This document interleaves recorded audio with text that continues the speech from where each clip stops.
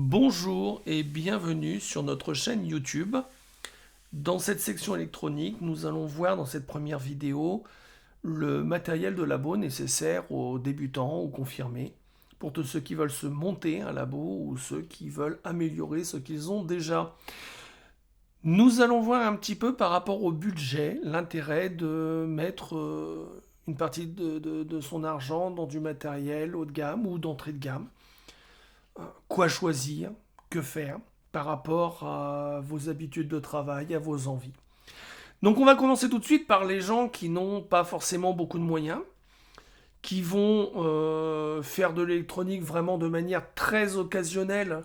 Je dirais que quelqu'un qui bidouille une heure le dimanche de temps en temps pour s'amuser, il n'a pas forcément besoin de matériel très perfectionné. Il va pouvoir utiliser un matériel d'entrée de gamme pendant très longtemps avant que celui-ci ne s'abîme. Et puis ça permettra de voir si effectivement ça l'intéresse et peut-être investir plus tard dans quelque chose de plus intéressant. Donc pour commencer, bien entendu, quand on parle de matériel de labo, on parle fer à souder. C'est un petit peu la base. Donc je vais vous présenter un matériel qui ne vaut vraiment pas cher, avec certaines contraintes et certaines limitations. Je vous présente le magnifique fer à souder, bon, clairement fabriqué en Chine, hein. Voici. Ça, c'est un fer à souder que vous pouvez trouver pour une dizaine ou une quinzaine d'euros selon la puissance sur un site de vente en ligne bien connu. Ses avantages sont pris, bien entendu, et étonnamment, pour 10-15 euros, il fait le job. Il fait clairement le job, il monte très bien en température, test effectué, la température est assez fidèle à ce qui est inscrit sur l'écran. On peut, comme vous le voyez, facilement changer les pannes que l'on trouve très facilement sur le net, il n'y a aucun problème. Voilà, c'est assez courant, assez commun. Là où je mettrai un bémol, c'est contrairement à ce qui est annoncé sur les sites qui vendent ce genre de panne, non, elles ne sont pas de bonne qualité, non, elles ne tiennent pas longtemps. Ce sont des pannes qui vont s'user quand même relativement vite, que vous allez être amené à changer rapidement. Mais bon, au prix où elles sont vendues, c'est pas un inconvénient notable. À savoir qu'ici, petite chose intéressante, on peut démonter cette partie afin de changer la résistance chauffante. Cette résistance se trouve très facilement sur internet, ce qui évite d'avoir à changer, à racheter tout le fer. Voilà, ça c'est un côté pratique, j'avoue. Et franchement, pour une quinzaine d'euros, je vois pas ce qu'on peut demander de mieux. Voilà, donc à acquérir sans problème.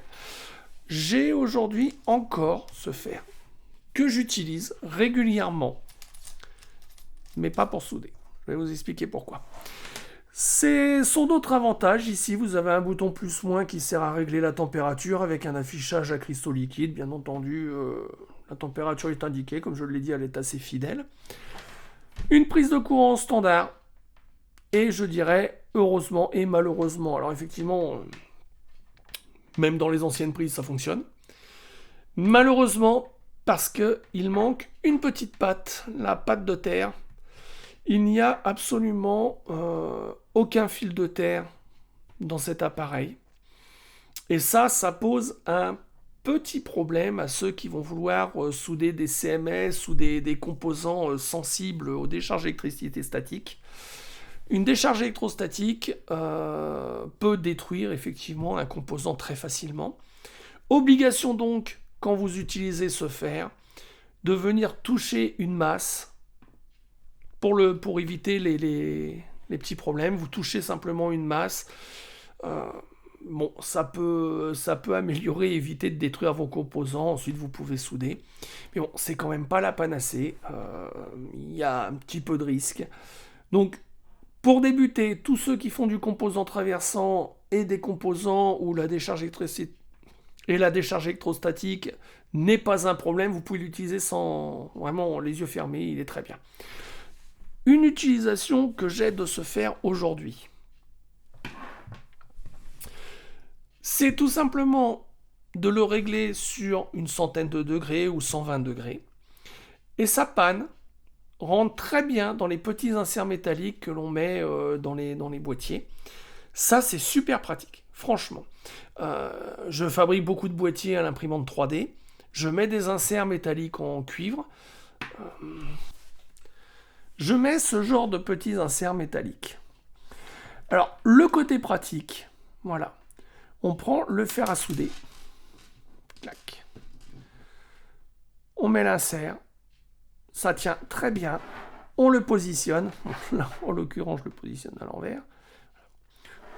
On le positionne. Simplement, avec une très très légère pression, l'insert va chauffer, c'est du cuivre, il va s'enfoncer dans le plastique. Une fois enfoncé, hop, il s'enlève très facilement, on peut réajuster. Vous positionnez ce genre d'insert en quelques secondes, et pour ça, je veux dire, j'aime ce fer. J'aime ce fer, il m'a fait gagner un temps phénoménal pour tout ce qui est pose d'insert, précision, etc. Reste que pour la soudure elle-même, je n'en ai plus vraiment l'utilité. Pour ceux qui ont des moyens un petit peu plus élevés, enfin même beaucoup plus élevés, on va dire franchement, la station de soudage qui est ici. C'est loin d'être la plus chère, très loin. La VLR WE1010, une station abordable, que vous trouvez à environ 180 € en moyenne sur Internet. Ou chez votre vendeur d'ailleurs, si vous avez encore la chance d'avoir un vendeur en vie dans votre ville. Station extrêmement simple, très fiable. En concurrence directe avec les stations chinoises que vous pouvez trouver à 50, 70, 80 €. À la chose près que les stations à 80 €, j'en ai eu 2, elles sont toutes finies à la poubelle. Pas au niveau de la station elle-même, bien que j'ai eu des problèmes d'écran acrystolique et de petites choses comme ça, mais surtout à cause du fer, de qualité plus que médiocre et en utilisation intensive. Bon, ça suit pas beaucoup, à moins de faire extrêmement attention, jamais appuyer dessus. Enfin bon, c'est pas, on verra pourquoi après. Station très simple, bouton marche-arrêt, le bouton pour monter les températures, et le bouton que j'appellerais le bouton des options inutiles. Alors pourquoi aussi un reproche qui est fait souvent à cette station, sur lequel je suis plus que moyennement d'accord, l'absence de rétroéclairage de l'écran. Bon, c'est vrai, il n'y a pas de rétroéclairage. Par contre, c'est un écran LCD réflectif, il se sert de la lumière ambiante. Et je sais pas vous, mais moi personnellement, je soude pas dans le noir. J'ai pas cette habitude encore de souder dans le noir. Donc j'ai plutôt un plan de travail très éclairé, très lumineux, afin de bien voir les détails, surtout que je soude beaucoup de CMS, donc là, dans un milieu sombre, c'est pas la peine. Dans un milieu bien éclairé, le rétroéclairage de l'écran, enfin voilà, je ne mettrai pas ça dans les problèmes de la station. Dans les options ici, vous allez retrouver des options superbement utiles, comme la mise en veille automatique du fer. Alors ça, celle-là, je l'aime bien. Vous pouvez régler une mise en veille, autrement dit, une chute automatique de la température du fer. Malheureusement, cette chute de température ne tient pas compte de l'utilisation du fer. Autrement dit, si vous mettez par exemple 15 minutes, au bout de 15 minutes, que le fer soit utilisé ou non, sa température chute. J'avais essayé pour voir, et il m'est arrivé quand même un petit nombre de fois, où en plein milieu de la soudure, je vois que la soudure a du mal à fondre, je comprends pas, et en me retournant vers le fer, je vois que la température avait chuté, je m'étais pas rendu compte du temps qui passait, donc obligé d'appuyer sur le bouton pour relancer la chauffe. Bref, s'il y avait eu une option de détection d'utilisation de fer, je dis pas, ça aurait été sympa, par exemple, détecter si le fer n'est pas posé dans son support, là oui, mais franchement, à ce niveau-là, non. Le fer lui-même, léger, très léger, avec une mousse qui tient vraiment bien, qui est pour moi parfaite. Alors pareil, Ici, le changement de panne, on retrouve la même chose. Hein, exactement le même principe. À savoir que, vous voyez la forme de la panne, cette panne n'est pas compatible avec tous les fers de la même marque. Chaque station, selon sa gamme, va avoir une forme de panne différente. Et ça, je trouve ça vraiment très dommageable chez Weller, d'avoir volontairement limité l'utilisation. Si vous prenez une station haut de gamme, les pannes de la station haut de gamme n'iront pas sur cette station. Voilà, je trouve ça un petit peu dommage. Petit problème marketing. Bon, j'avoue que... Deuxième problème, et là par rapport au fer chinois, faut le dire, la résistance chauffante n'est pas changeable. Autrement dit, le jour où la résistance lâche, vous changez le fer en entier. Ça aussi, c'est un choix. Malgré tout, deux avantages à se faire. Déjà, la résistance, ça fait quelques temps que je l'ai, et je connais des gens qui ont ce même genre de fer depuis bien des années, elle n'a jamais lâché. La solidité au niveau de la jonction, le plastique est d'une qualité largement supérieure à ce qu'on voit ailleurs. C'est vrai qu'il est bien solide, voilà, ça bouge pas, vous pouvez mettre de la pression dessus, ça ne bouge pas, c'est vraiment très bien fait. Le fil, très grande longueur de fil. Le fil est d'une très grande longueur, très appréciable. Pour le reste, ça reste un fer. Alors pour changer le fer, par contre, un quart de tour. Voilà, il est changé. C'est très pratique, c'est facile à changer. Au niveau du support, bon, on reste sur du standard, hein, rien de bien extraordinaire. D'un bon poids, fourni avec la magnifique éponge qui, comme vous le voyez, est un petit peu sèche et on y reviendra là-dessus. Vous voyez ici quelques pannes supplémentaires. Alors ça, c'est également une chose dont on va parler, les pannes. Vous avez ici, pareil, la prise standard. Il est anti-USD, donc relié à la masse. Pour les décharges électrostatiques, il n'y a pas de souci à se faire. On voit ici le symbole.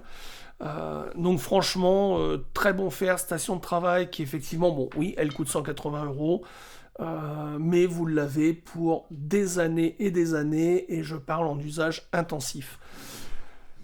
J'ai choisi pour ce faire différentes pannes. Vous voyez une panne ici extrêmement fine, qui est celle que j'utilise le moins, ça se voit d'ailleurs, elle est pas très abîmée, on voit encore la démarcation sur le traitement de bout de panne.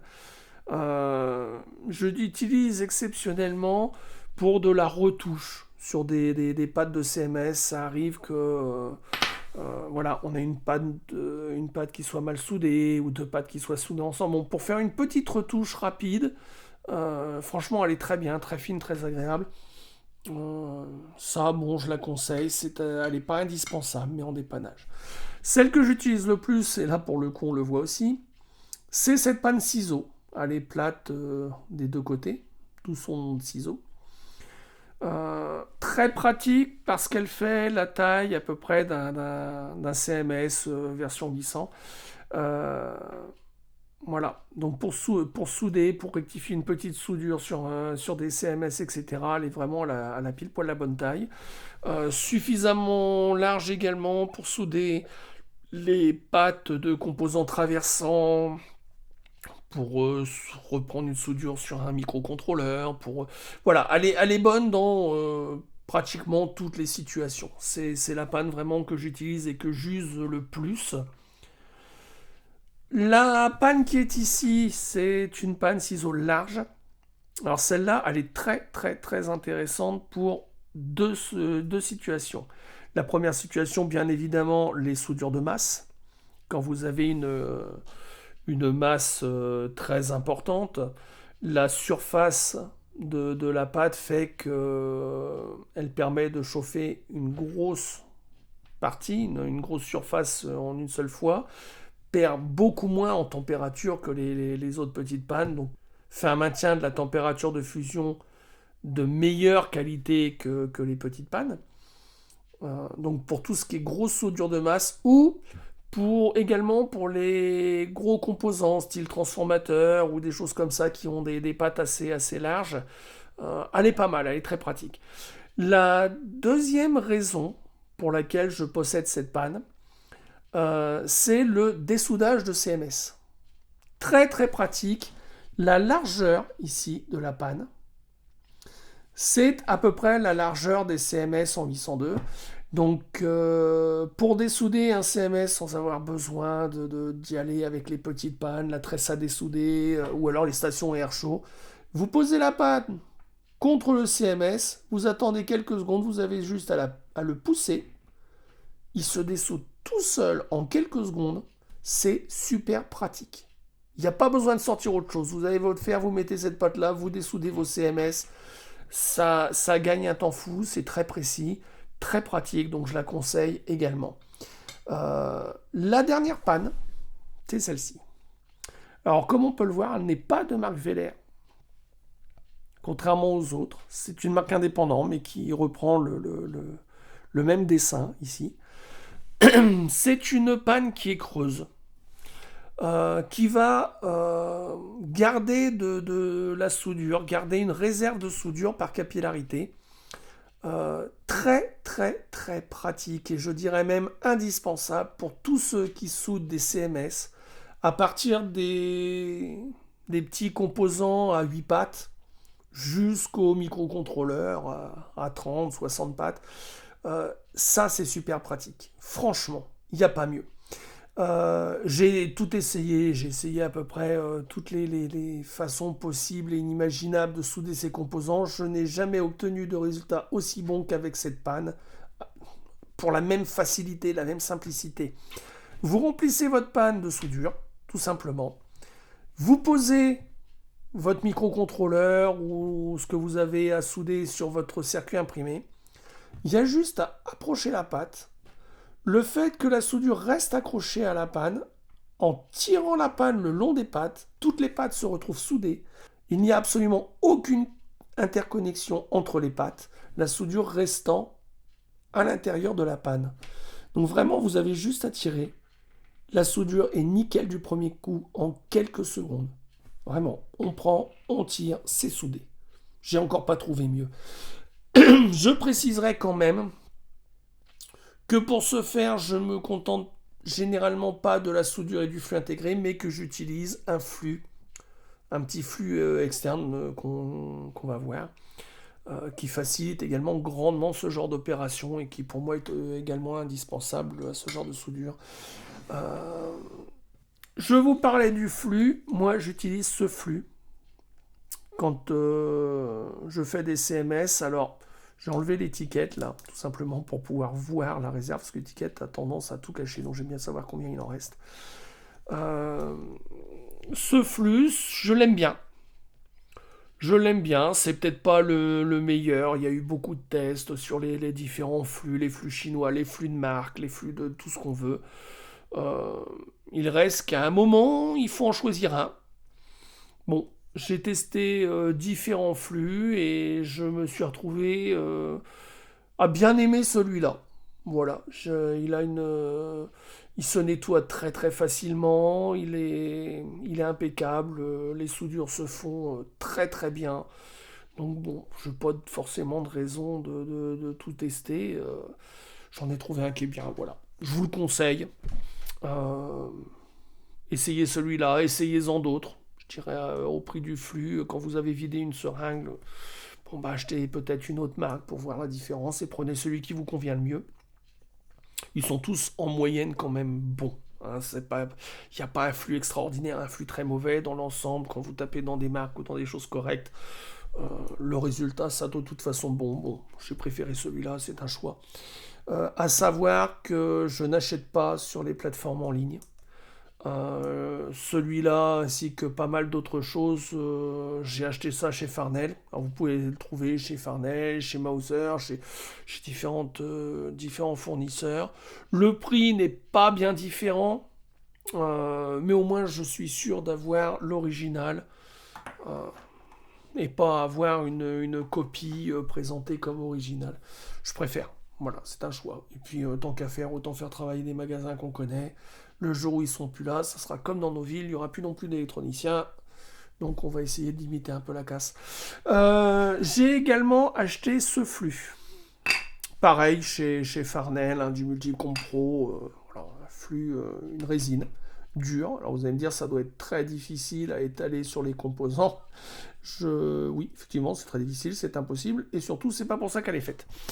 On parlait tout à l'heure des pannes de fer à souder, de leur usure, de leur prix. À chaque fois que vous avez fini d'utiliser votre fer, n'oubliez pas de nettoyer la panne. Les soudures aujourd'hui contiennent du cuivre, contiennent différents métaux qui s'oxydent à l'air et qui en plus, par réaction chimique avec le métal contenu dans vos pannes, vont les abîmer, les détruire. Petit à petit, vous allez vous retrouver avec des pannes qui ont carrément des trous dedans. Donc, afin d'éviter d'avoir racheté des pannes au prix où elles coûtent, ça, je l'ai acheté chez Farnell, il y en a pour 3 euros. Ça va pas bien loin. Couplé avec l'éponge que je n'aime pas, les sèches d'ailleurs, ça se voit, je l'utilise très très peu. Ça, l'éponge, c'est bien. Après une soudure, on fait un petit coup rapide, mais bon, j'avoue que ça nettoie pas forcément correctement. Donc j'ai acheté sur ce coup-là, par contre, sur une plateforme sur une fameuse plateforme de vente en ligne, cette petite boîte avec une éponge à l'intérieur. Elles sont vendues avec 3 éponges, je crois, voilà, qui se présentent comme ça. Sachet plastique, on peut changer facilement. Bien qu'une éponge dure très longtemps. C'est tout simplement du fil de cuivre. Donc, comme on peut le voir, la soudure adhère très bien dessus, ce qui permet de nettoyer très facilement la panne. Afin d'encore mieux la nettoyer, j'ai pris l'habitude, à la fin de mon travail, de passer rapidement la panne dans le flux avant d'aller la nettoyer ici dans l'éponge. La qualité de nettoyage s'en ressent. C'est quand même un petit peu mieux. Effectivement, on voit que la panne est mieux nettoyée en faisant comme ça qu'en nettoyant directement. Bon, c'est une habitude. Après, je dirais que pour 3 euros, c'est pas une habitude onéreuse. Une boîte comme ça vous fera des années. Donc, n'hésitez pas. N'hésitez pas, si vous avez l'occasion de passer une commande chez Farnell ou des choses comme ça, ou d'en trouver sur Internet, n'hésitez pas à en prendre une. Au niveau du dessoudage, alors bon, je vous ai pas montré, je passe rapidement sur la soudure. La chose importante, c'est le support de soudure. On peut mettre la soudure où on veut. C'est quand même très pratique. Ça fait presque office de troisième main. Donc ça, c'est le petit support indispensable à avoir, je dirais. J'ai acheté ça. Vous avez ça pour une dizaine d'euros sur les sites internet. J'ai acheté ça il y a au moins 20 ans. Quelle que soit la marque, hein, ça n'a aucune importance. Ils sont tous fabriqués au même endroit. Le principe est simple, il n'y a rien de bien technique. Quant à la soudure elle-même, je dirais un petit peu pareil, faites votre choix. Personnellement, j'ai pris de la soudure Vélair. Très bonne qualité, elle reste brillante, elle ne s'oxyde pas beaucoup en extérieur. Théoriquement, il semblerait que le flux, d'après leur publicité toujours, hein, le flux à l'intérieur soit plus continu, mieux enrobé par la soudure, donc permettre des soudures de meilleure qualité. Bon, j'ai plusieurs soudures différentes, j'avoue que celle-là me convient très bien, donc voilà, j'ai pris un rouleau de 100 grammes, j'en consomme pas mal, donc voilà, aller au prix des autres soudures, c'est un choix personnel. J'ai pris de la 0,5. La 0,5 en taille. Certains me diront un peu gros pour les pattes de CMS, c'est pas faux, mais étant donné que les CMS, je les soude avec une patte beaucoup plus large, ça ne me dérange pas. Pour tout ce qui est petit CMS, condo, résistance en 802, elle convient. Peut-être un peu gros, j'avoue qu'une 0,3 serait peut-être même encore mieux. J'ai voulu faire un petit peu, peut-être pas dans l'économie. 0,3 c'est très bien pour les CMS. Pour souder du traversant ou souder des gros composants, oui, il faut quand même mettre pas mal de soudure. C'est pas forcément très pratique. 1 mm, j'en ai, c'est bien pour les gros composants, pour les petits, c'est mort. Au-dessus de 0,5 aussi. Donc 0,5, c'est un compromis qui me permet de faire un petit peu tout. J'avoue que je prendrai certainement de la 0,7 et peut-être un peu de 0,3 plus tard. Mais enfin, bon, en l'occurrence, 0,5 me convient, donc on verra. Voilà, à suivre. La tresse à dessouder. Je ne montrerai pas cette marque-là. J'en ai deux. Voilà, ici. Deux tresses à dessouder complètement différentes. Une qui était normalement de la très bonne qualité, que je déteste absolument. On voit qu'elle s'est oxydée assez rapidement. Elle est pas mal oxydée. Euh, Elle absorbe la soudure, c'est clair, elle fait son boulot, mais moins bien. Il faut la chauffer assez longtemps, il faut attendre que le cuivre monte en température, etc. Elle est bien, mais je suis passé à cette soudure qui en plus est plus fine. Donc ça convient mieux au CMS. Malgré tout, je l'ai en différentes largeurs, dont la même que l'autre. Elle s'oxyde beaucoup moins. Il y a du flux incorporé et au niveau des soudages, c'est le jour et la nuit. Franchement. Cette soudure, je l'ai acheté également chez Farnell, hein, je ne l'ai pas acheté sur internet. J'ai dû payer ça une dizaine d'euros. C'est vendu par paquet de 8 ou 10 rouleaux, je ne sais plus. Donc voilà, c'est pas la plus chère, hein, marque Duratool. Très bonne tresse. Franchement, j'en suis hyper content. Pour une dizaine d'euros le paquet, comme je vous dis, il y a pas mal. Je regarderai combien il y a de. Il doit y avoir une dizaine de tresses, de petits rouleaux de tresses dans le paquet. Ça vous revient à 1 € et quelques le rouleau. Là, Internet battu. Euh, non, franchement, à ne pas hésiter. Très, très, très bonne tresse. J'en ai essayé plusieurs et j'avoue que celle-là, je l'aime beaucoup. Franchement. Le matériel de dessoudage, puisqu'on y est, on va faire un petit tour, une petite finition.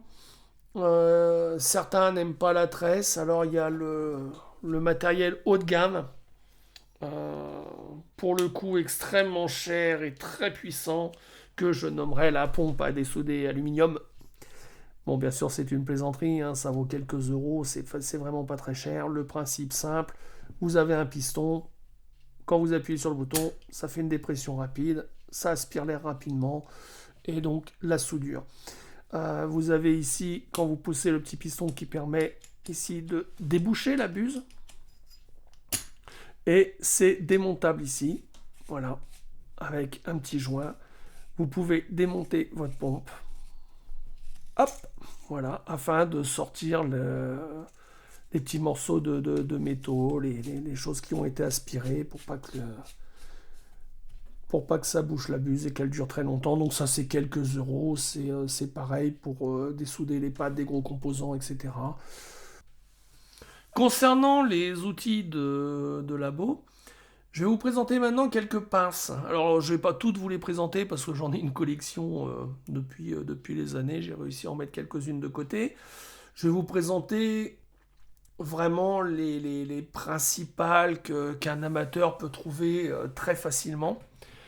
À commencer par la plus chère, voilà, que vous pouvez trouver en magasin de bricolage. Euh, cette pince, pour moi, est de très bonne qualité. C'est pas forcément la meilleure du monde, mais elle est très bonne qualité. Euh, un acier très dur et résistant. La pince, comme vous voyez, comme vous la voyez ici, a une quinzaine d'années. Donc on voit qu'elle a un peu de rouille, elle tient bien. Un plastique très solide au niveau du manche, elle-même très solide, vous pouvez appuyer. Elle a coupé pléthore de pattes, de fils et même des petits clous, des petites choses comme ça, donc très très solide, vraiment très solide. Il n'y a pratiquement pas d'usure au niveau des lames. Donc ça c'est bien. Mais étonnamment, c'est pas forcément celle que je conseillerais pour un débutant, un amateur, pour plusieurs raisons. D'une part, les pattes très dures, avec des métaux très durs, on ne va pas en rencontrer au kilomètre en électronique. D'autre part, elle est plate. Vous allez voir, ça peut poser problème dans certains cas. Si vous n'avez pas de fil de fer, moi je l'utilise souvent pour couper des petits morceaux de fil de fer ou des choses comme ça. Si c'est pas votre cas, ma foi, vu le prix où elle est vendue dans les magasins, c'est un objet dont vous pouvez vous passer. Si vraiment vous en avez besoin un jour, posez-vous la question. Euh, mais sinon, j'oserais dire, évitez les magasins de bricolage. Vous trouverez facilement ce genre de pince. C'est pas forcément les mieux adaptés. On va économiser. Là, c'est pareil. J'ai une pince que j'ai achetée dans un petit... ici, on a des camions qui vendent des outils ambulants, des choses comme ça. Bon, c'est une pince que j'avais achetée dans ce cadre-là. Euh, Très bonne qualité. On voit ici qu'elle est bien marquée, quand même. Elle a à peu près le même âge que la première. Elle est bien marquée, mais ça reste raisonnable. Ça, c'est une pince qu'on peut trouver à 4-5 euros. 6 euros maximum. Elle a un avantage pour l'électronique, et c'est pour ça que je l'avais achetée. Vous voyez, sa forme, elle est courbée. Ce qui fait que sur les circuits, on peut aller chercher les pinces. La pince entière ne touche pas. Alors, c'est un détail, mais un détail qui peut être très intéressant. Contrairement à l'autre pince où pour couper une pâte à ras du circuit, ben voilà, il n'y a pas intérêt à avoir des composants qui dépassent. Là, effectivement, on peut aller chercher le composant plus facilement en restant à plat. Pas de transfo, etc. C'est très pratique. Et enfin, la super pince miraculeuse, qui elle aussi, vous remarquerez, à un angle, qui permet d'aller chercher les pattes de composants. Alors ça, voilà une pince qui ne vaut rien.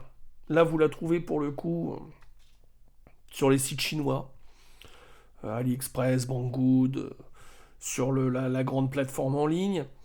Pince en tôle, hein, là, pour le coup, elle est vraiment pas, elle s'usera vraiment assez rapidement. C'est pas de la haute qualité. J'ai beaucoup de ces pinces qui ont fini par être coupées ici où le métal ressort. Donc on se prend le métal dans les doigts. C'est pas bon. Voilà, c'est pas pérenne. Clairement, c'est pas pérenne. Mais parce qu'il y a un mais. Sa forme est quand même très bien étudiée pour l'électronique. Elle coupe très très bien quand elles arrivent. Elles sont vraiment très aiguisées. Elles coupent vraiment très fort. Et elles ne valent rien. Vous les trouvez pour 1 euro sur les sites chinois. Vous les trouvez par paquet de 5 à 5-6 euros.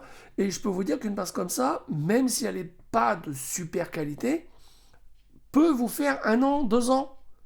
Surtout pour un amateur qui ne fait pas beaucoup d'électronique, elle peut faire quelques années. Donc quand vous en achetez un paquet de 5 à 5 euros, les 5 ça fait 1 euro la pince, elles sont plus pratiques que celles que vous pouvez trouver en supermarché, coupent beaucoup mieux.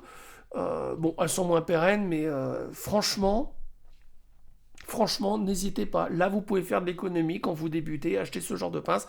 Même moi qui ai l'habitude de faire l'électronique, j'en ai, parce que je trouve qu'elles coupent vraiment très très très bien. Elles sont précises. C'est vraiment la pince à avoir, quoi. En parlant de pince, on va parler d'un autre genre de pince qui, pour le coup, n'est pas forcément indispensable. Ce sont les pinces Bruxelles, ou les petites pinces à saisir les composants. J'en ai acheté 2 paquets. Par accident, on va dire. Enfin, on va pas revenir sur le sujet, mais bon. Voilà, c'est les 2 mêmes. J'ai acheté ce genre de paquet. Pas celui que je voulais au départ, mais voilà. Vous avez ici... Alors, quelle que soit la marque, ça n'a pas d'importance. Ça, vous allez trouver ça sur les sites de vente en ligne. Elles se vendent pratiquement que sur Internet. Ces 3-là, 10, 11 et 12, ont une particularité assez intéressante. Ce sont strictement les mêmes. La 11 est un petit peu moins large. Elles sont un peu de longueur différente, mais sinon, le bout est exactement le même. Vous avez 3 pinces. Alors, j'y reviendrai, mais c'est intéressant d'avoir les 3. Ici, vous avez une première pince. Bec courbé. Très très pratique pour saisir les CMS, les placer avec précision sur un circuit, c'est vraiment le top. Ici, une petite pince à bout plat. Voilà. Qui me sert pratiquement exclusivement, non pas à placer des composants ou des choses comme ça, mais à récupérer des composants sur des platines. À savoir qu'énormément de choses sont jetées à la poubelle sur lesquelles il y a pléthore de composants que vous pouvez récupérer. Ayant une station à air chaud, j'avoue qu'avec cette pince-là, c'est super pratique. On chauffe, on récupère, on enlève. Ça évite d'avoir les doigts dessous, parce qu'une station à air chaud, c'est 450 degrés. Oui, ça chauffe un peu, donc on voit que la peinture a été un peu abîmée, mais pour récupérer des composants, franchement, cette pince-là, je l'adore. Ici, pareil, la ESD 14. Un petit peu plus large que celle-là, un petit peu moins pointue. Un petit peu plus solide. Très pratique aussi pour mettre des composants. Et alors ces trois-là, le fait qu'il y en ait trois, c'est pas finalement très gênant. On voit ici que c'est tordu. Je ne sais pas si vous le voyez bien, mais le haut ici est un petit peu tordu. Pourtant, j'ai rien fait d'extraordinaire avec. Elles sont extrêmement fragiles. Très très fines, très pointues, mais fragiles. Je pense qu'elles vont pas forcément durer très très longtemps. Donc le fait qu'il y en ait trois, bah, ma foi, vu que c'est celles qui vont s'abîmer le plus, c'est pas très dérangeant. ESD, elles sont marquées ESD, alors officiellement c'est parce qu'elles sont protégées concernant les décharges électrostatiques par une peinture. C'est vrai que la peinture est de pas mauvaise qualité. Maintenant, moi, quand je travaille avec des composants sensibles à la décharge électrostatique, j'ai pris l'habitude de toute façon de mettre un bracelet. Donc, mais bon, voilà, elles y sont, c'est un avantage. J'ai pris ça c'est ce que j'avais commandé en fait au départ, avant de recevoir l'autre, un peu par erreur. Donc j'avais commandé ça, qui est à peu près la même pochette, avec en plus cet outil, qui est vraiment pas mal. Je l'ai essayé pour démonter les écrans de téléphone portable, etc. Il est très bien. Ça, c'est pareil, c'est une petite palette très épaisse, qui est pas mal dans certains cas, mais bon, voilà, je les laisse dans la même pochette, c'est pas forcément les plus utiles. Ici, deux courbures différentes, et effectivement, j'utilise les deux, selon les moments. Il y en a une plus intéressante que l'autre. Vous retrouvez bien sûr la palette, les mêmes choses, avec forcément, ben voilà, les fameuses pinces très différentes, mais absolument identiques. Hein. Là qui du coup sont au nombre de 4 au lieu de 3. Par contre, la pochette est de bien meilleure qualité et je vous conseillerais d'acheter celle-ci, si vous la trouvez, plutôt que celle-là. Pourquoi? Ça, c'est une pochette que j'ai presque jamais utilisée, elle se néniable de partout, c'est voilà. Là, vous en avez pour 8,50 €, là, vous en avez pour 13 €. Il y a 5 € de différence entre les deux. Je pense que ça se passe de commentaires. Voilà, quand on veut quelque chose de sérieux et de pérenne, je pense que 5 € vaut le coup. Voilà, je vais m'arrêter là pour cette première vidéo. Je pense qu'on a à peu près fait le tour d'un matériel de base pour le soudage, des soudages de composants. Je reviendrai dans d'autres vidéos d'explications et de tests de matériel un peu plus sophistiqués, peut-être des tests en conditions. Nous verrons un peu du matériel de Lambo un peu différent. La prochaine vidéo que je vais faire se portera sur tout le matériel de test, parce qu'avant de souder et de fabriquer, c'est bien de pouvoir concevoir les choses à l'aide de platines, de plaques de test, de différents câbles, et on verra que là aussi, il y a des différences, et le prix, parfois, peut être justifié, pour certains outils, et des fois, on peut se contenter de choses moins chères. Donc on verra un petit peu les outils que je vais classer dans la conception. On verra aussi un petit peu de matériel de labo plus conséquent, comme les ALIM, les GNBF, les oscilloscopes. Mais bon, pour un premier temps, déjà, voilà, on va y aller petit à petit. On va avancer petit à petit. On va voir le matériel de test, plaque de test, fil, petits composants à avoir sous la main, Et peut-être faire un tour un petit peu des différences entre les composants. Et peut-être voir un peu une chose intéressante pour ceux qui n'ont pas forcément beaucoup de moyens. Il s'agit de la récupération de composants sur les platines, comme je l'ai indiqué. Qu'est-ce qu'on peut récupérer, qu'est-ce qu'on peut en faire. Si vous avez des questions à poser, n'hésitez pas, la chaîne est là pour ça. Je répondrai avec plaisir à tout ce que je peux. Voilà. Et sur ce, je vous souhaite une très bonne semaine de bidouille. Concevez, fabriquez, faites-vous plaisir. Et à très bientôt. Au revoir.